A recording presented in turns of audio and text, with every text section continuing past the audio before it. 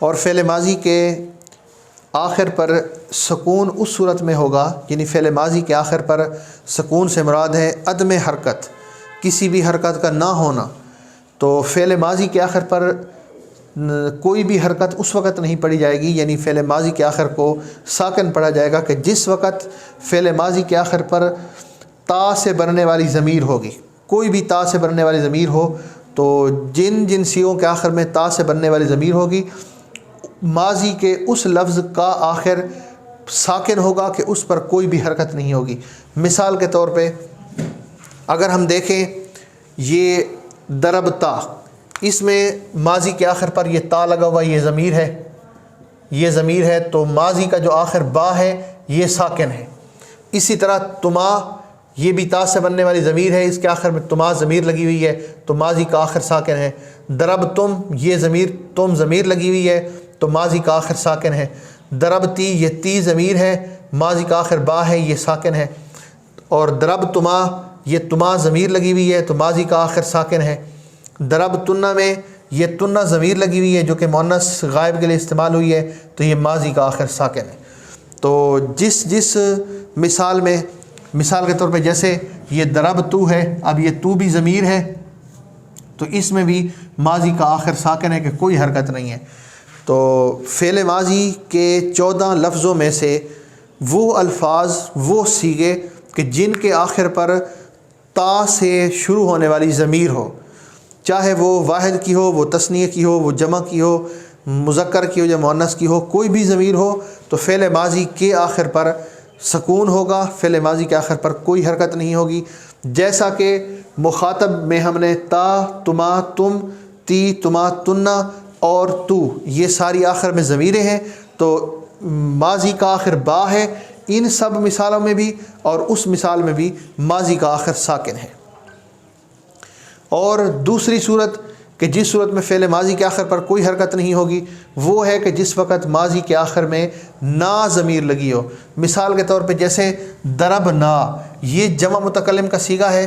جمع متکلم کے لیے استعمال ہوا ہے کہ مارا، یعنی تثنیہ اور جمع متکلم دونوں کے لیے استعمال ہوا ہے۔ مارا ہم دو مردوں یا دو عورتوں، یہ تثنیہ کا، متکلم کا تثنیہ ہو گیا، اور مارا ہم سب مردوں یا ہم سب عورتوں نے، یہ متکلم کا جمع ہو گیا کہ متکلم کے لیے یہ صیغہ استعمال ہوا ہے۔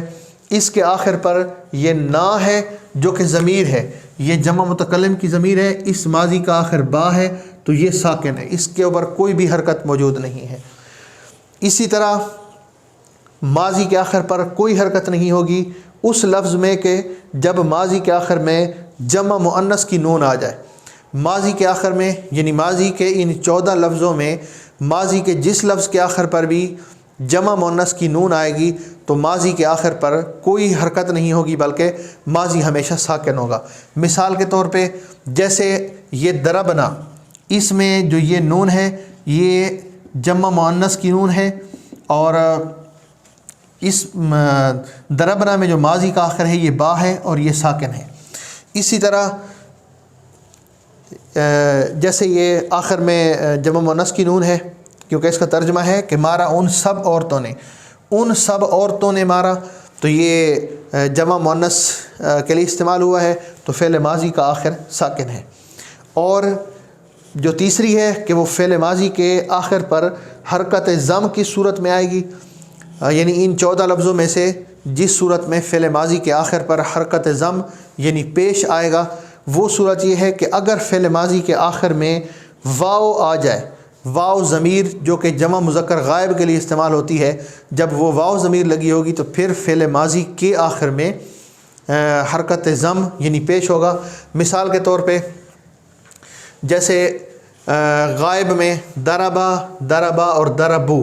اس ضربو میں جو یہ واو لکھی ہوئی ہے یہ واو ضمیر ہے، یہ مارا ان سب مردوں نے، جمع مذکر غائب کا یہ صیغہ ہے، اور اس کے آخر پر یہ واو ضمیر لکھی ہوئی ہے تو اس میں ماضی کا آخر با ہے، اس کے اوپر یہ حرکت ضم یعنی پیش آ رہا ہے۔ تو ماضی کے آخر میں آنے والی حرکات کبھی فتح بھی ہو سکتا ہے یعنی زبر بھی ہو سکتی ہے، اور کبھی ماضی کا آخر ساکن بھی ہو سکتا ہے، اور کبھی ماضی کے آخر پر حرکت ضم یعنی پیش بھی ہو سکتا ہے۔ اس کے لیے حرکت فتح ہم اس وقت پڑھیں گے کہ جب ماضی کے 14 جو لفظ ہیں، 14 جو سیغے ہیں، ان میں اگر فعل ماضی کے جس لفظ کے آخر میں بالکل کوئی ضمیر وغیرہ نہیں لگی ہوگی تو بھی حرکت فتح پڑی جائے گی، اور ماضی کے آخر میں اگر تثنیہ کی ضمیر الف لگی ہوگی، مذکر کے لیے ہو یا مؤنث کے لیے ہو، تو اس صورت میں بھی ماضی کے آخر پر حرکت فتح یعنی زبر پڑھی جائے گی۔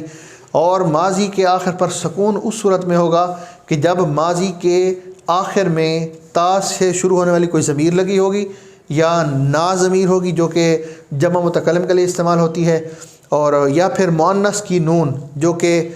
جمع مؤنث غائب کے لیے استعمال ہوتی ہے، یہ ضربنا میں جو نون ہے اس طرح کی ہوگی، تو پھر ماضی کا آخر ساکن ہوگا۔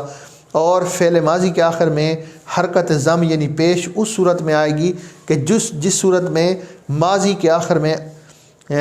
جو واو ضمیر ہے جو کہ جمع مذکر غائب کے لیے استعمال ہوتی ہے، اگر یہ واو ضمیر آ جائے گی